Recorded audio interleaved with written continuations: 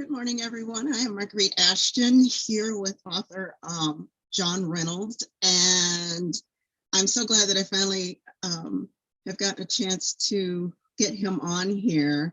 He is authored at least, more than 30 books, and as a past president of Crime Writers of Canada, he has won 3 Author Ellis Awards for mystery fiction and a National Business Book Award.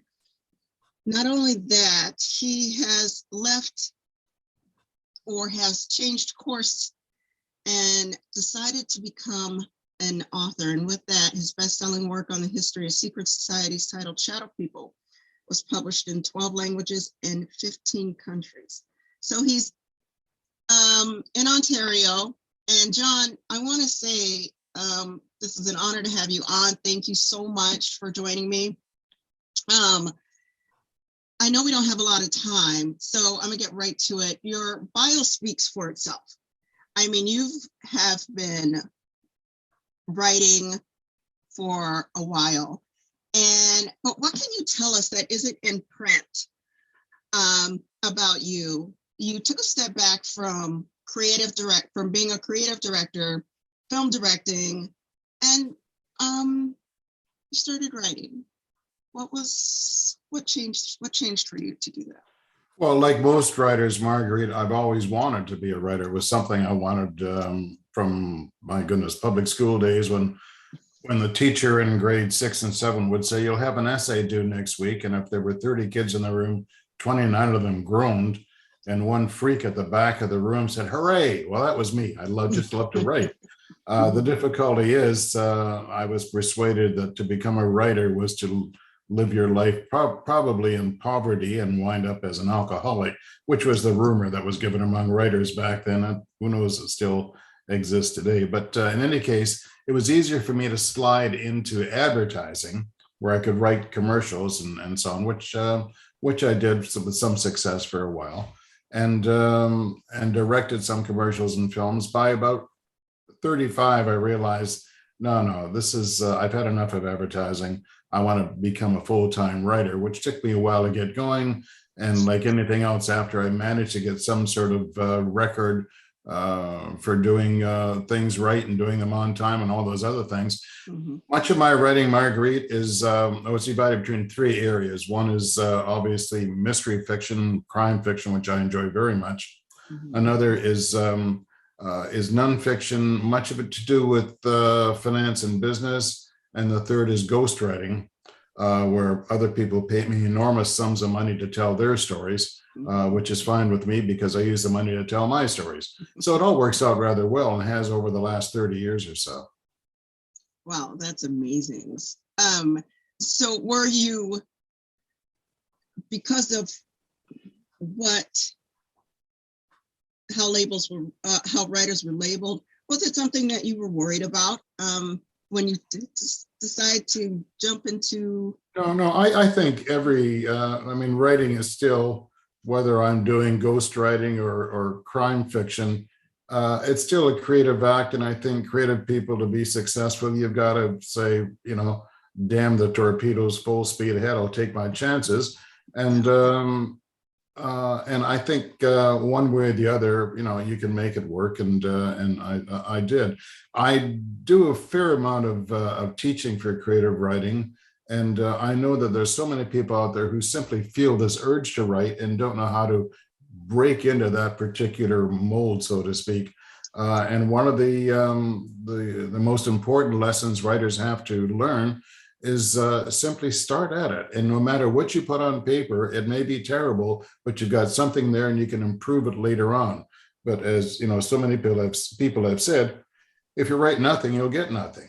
So write the garbage if necessary and go back and make it better. There endeth the creative writing lesson, and I won't bill you for it. Okay. I agree. That's really inspirational to hear. I'm sure if there's any other authors, because it's hard getting into doing and actually staying with it. Continue to write book after book after book after book. It is something that you must be committed to. And Yes. So we are here to talk about this awesome book. It is Never For You, are published with Bay Press. I've worked with another author that is same way. So Bay Press keeps, I'm loving their books, their authors. So kudos. This one is titled Beach Blonde. And I love this book. I really enjoyed it. I finished it in a week and a half. So I have to say, thank you for the intriguing. I was shocked, actually. You have the main character who is like some of us in some ways, but his situation doesn't happen all the time. And I thought for me, that was kind of unique of how he's kind of forced into a corner and what he has, the two that are against him. What was that something that came up right away during your plotting, or as a writer, is that something that was fleshed out during the rewrites? What happened? No.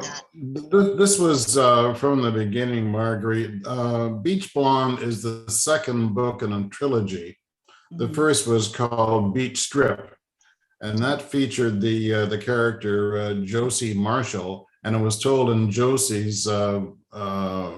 It was a first-person manuscript, and it was kind of fun writing in a woman's voice, which is a very dangerous thing for a man to do. But it turned out fairly well. And as a matter of fact, the book generated a great deal of interest in Josie. I wanted to do another book in the trilogy, obviously, but I wasn't certain I wanted to try to keep it in Josie's voice at all. But I did want her as a character, because she's a modern woman, the kind of woman that anyone with their eyes open and their minds open can appreciate. A woman who retains all the qualities of being an independent woman, but still has an instinct and a drive to get down to business and get things done. In Beach Trip, she's investigating the murder of her husband, a homicide detective who the police and everyone else thinks was a suicide, and she's convinced it wasn't. And the book tracks her progress to prove that it was murder, actually. In Beach Blonde, she begins as a minor character early in the book, and as the plot unfolds, she becomes stronger and stronger until, as you know, at the end of the book, she really ends things with literally with an explosion, so to speak. I don't want to go any further than that. Yes, but she takes over the book and tidies things up rather well, even though she doesn't want to. She simply wants to be left alone, but she's kind of one of these women who is not left alone, either by men or by circumstances. I found her, and I still do, an immensely interesting character. I bet her if I'm going to write about her, but she will also pop up in the third book in the trilogy to be called Beach Blues, which I'm in the middle of writing now. Oh, I'm so excited. Good. Yay. So, all right. There is more to come. Good. Yes. Yeah. What would you say? I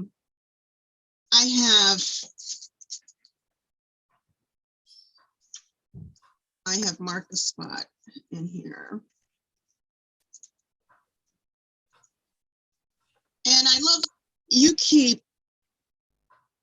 your writing is, it is very easy to read. And this is another one I could not put down.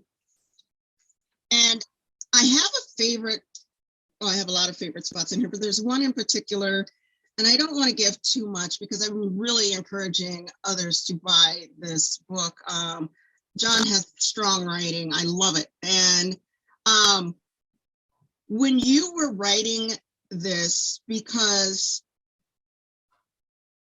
there's at least, I think we have 4. How many did I count?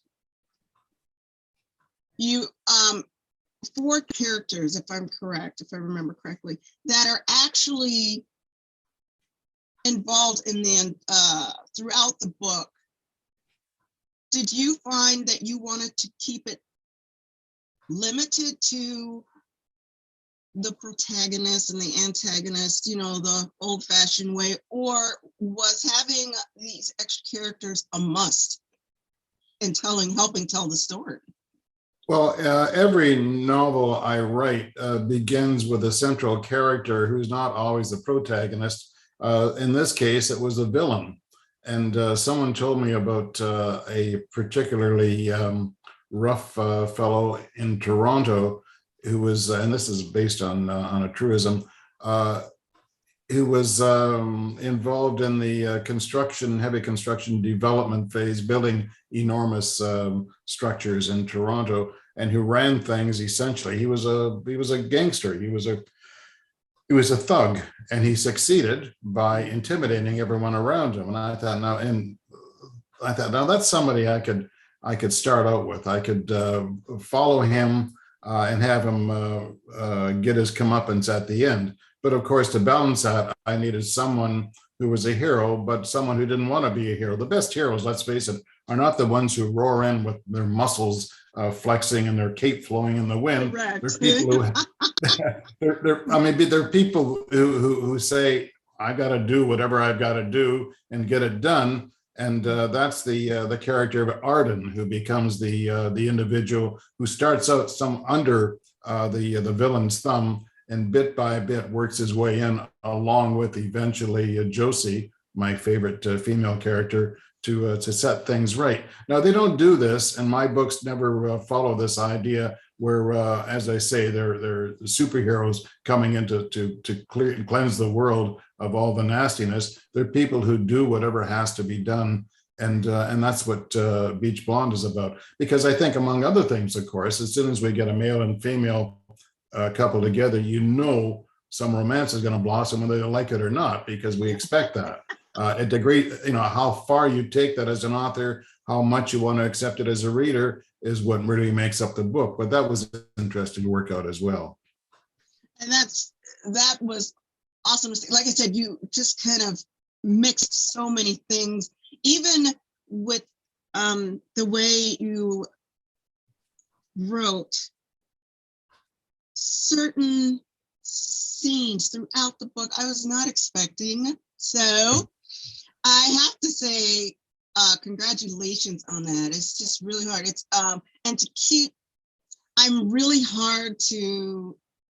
It's easy for me to get distracted and not continue reading the book if it's not good. So you did a fantastic job of keeping me interested. What was your favorite scene besides Josie, without giving away too much? What was your favorite part? One of my favorite scenes, may I read a short bit if I can locate it, is when Arden, just set up the scene if I can take time here. Arden is in prison, a place called Millhaven, which actually is just a pretty rough prison in Canada. And he's there sentenced to 3 years. He serves just a little over 2 years for breaking the neck of a man. Well, he didn't actually break it, but he did a good job, so to speak, of a man who raped his sister, which immediately made him a hero of sorts. Things aren't quite that bad because his sister forgave the man and married the guy. Meanwhile, Arden spends some time in jail. When he comes out, he gets a job at this locale near Toronto called the Beach Strip, which actually exists. It's about a 3-mile long, 100-yard wide strip of land beneath some high bridges at the western end of Lake Ontario, and it's a locale in itself. It's filled with characters. It's filled with unusual situations, and it also has a place called Tuffy's, which is a bar where Arden gets a job working for this gangster out of Toronto, and he gets this job through a friend he met in prison, a fellow called Slip Weingarten. You don't want to like Slip Weingarten because something terrible happens to him early in the book and launches everything else. However, if I may read this then. Yes, please. Slip knew most of the regulars, especially the women. He'd tease and flirt with them, playing the jovial host, flattering them. Some teased back, enjoying the attention. Women in their 30s and 40s, pretending to be bad, hanging out at an upscale roadhouse, drinking rum and coke, or margaritas, daiquiris, whatever. Slip tried to impress Arden as much as the women. Slip may not have broken the neck of his sister's rapist, but he could show his buddy from Millhaven a thing or two. Maybe he'd build up Slip's opinion of himself, his own ego along the way. Arden had his own chances to talk to women, some asking where he was from, and he'd say he'd been away on the road and on the move. If they'd ask where he'd been, he'd say here and there, a way of telling them to mind their own business. He kept reminding himself he'd get serious about meeting women only after he got used to being out of prison, when he no longer jumped at the sound of a dropped pot or a broken glass. He'd look for a low-maintenance woman, somebody who wouldn't cling to him, somebody who knew what she wanted and wasn't desperate. He'd had it with desperate women. A woman who knew who she was, maybe have a bit of edge to her, not bitchy, just toying, like the 40-something blonde who came in a couple of nights a week and sat alone in the far corner. She talked to Slip a little, and twice Slip told Arden to watch things for him. He'd be back in half an hour, giving the woman his arm and opening the door for her. You got something going with her? Arden asked one night when Slip returned, and Slip frowned and told him it was none of his business. One night the blonde came in and sat at the bar instead of the far table. Slip was in the office, telling Arden before he left that he had things to do and not to disturb him. Arden brought her the Bacardi and Coke she always ordered. Handing it to her, he smiled and said, "I'm Arden." And she said, "I know." He asked how she knew, thinking she had asked around about him, and she said she could read, picking up the sales receipt he had handed her and turning it to show his name printed on it by the sales computer. He said, "Since I don't get sales slips from you, I got to ask, what's your name?" She said, "Josie." "Josie? What, is that some short form of a name? What's it short for?" And she said, "Susan," looking down at her drink. Smart-ass broad, Arden thought. He walked away and left her, thinking he'd bet she was no natural blonde. Well, the hell with her. Well, of course, he can't avoid her. She becomes dominant in the book as it unfolds, and that's part of the fun, is bring her into the story reluctantly, and then having her in a moment of pretty dynamic action, clear things up rather neatly. Well read. It was more, I'm going to say sassy. Sassy's good. Sassy's right. good. I loved it. So A sassy blonde, yeah. Yeah. So beautiful. Now, you have a list of books you write in different genres. Where are we able? I will be posting on my blog our interview links, Goodreads links. If you have them, I'll look at all that. It'll just need your website as well. But can you tell where your books are available? Are they on Amazon? Oh, yes, Amazon.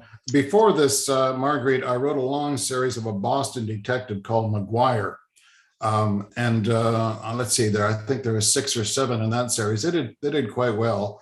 And they are available on Amazon. I would suggest, however, that your viewers, the people who might want to track down these books, might also check my website, which is writer, WRYTER.ca. And they can access my website, and at that point, might perhaps drop me a line and discuss some aspects of the books.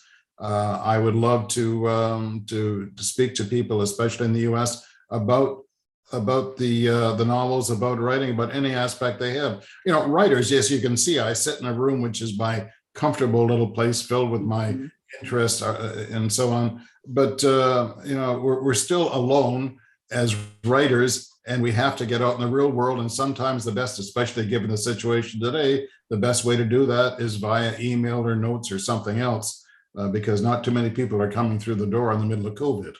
Correct. Yes. Mm-hmm. Has any of that, real quick before we go, has any of the things that we're going through as human beings in this world, has it changed anything you're writing? No, it has, and I'm certain that, I know there are a couple of books out there now reflecting how the world is dealing with this, and I expect with 3 or 4 years, when, goodness knows, this is over, that it will become a part of fiction, no doubt, because you can't ignore it in this part of the of time. But no, not really. There are too many other things out there to deal with, I think, from my point of view. Good. Well, it has been a pleasure to have you on, everybody. So again, a wonderful author, John Reynolds. Beach Blonde is a must read. I've really enjoyed it, and I will put everything together on the blog, share it so that you guys can get a hold of it. Please take a look at his books, go to his website, and support our authors up there in Canada. So, Marguerite, yeah. a delight meeting you, honestly. Thank you. Oh, absolutely. I love it. I love it. It's the truth. So I do, though. I look forward to the next one because after this, I want to see more. So as soon as I have one more cup of coffee, I'm going to get back to work writing it. So we'll talk soon. All right. It was care. wonderful. You have a wonderful day. You too. Thank you. You too. Bye-bye. Hi, I'm Marguerite Ashton. So there you have it.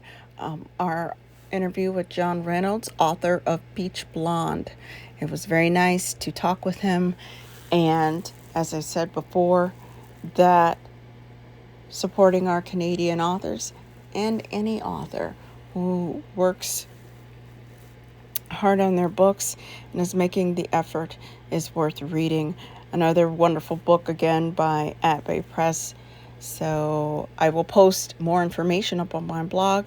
Look forward to click on his reads here in the US. I'm going to post his Goodreads, Amazon, and whatever else I can find out besides his website.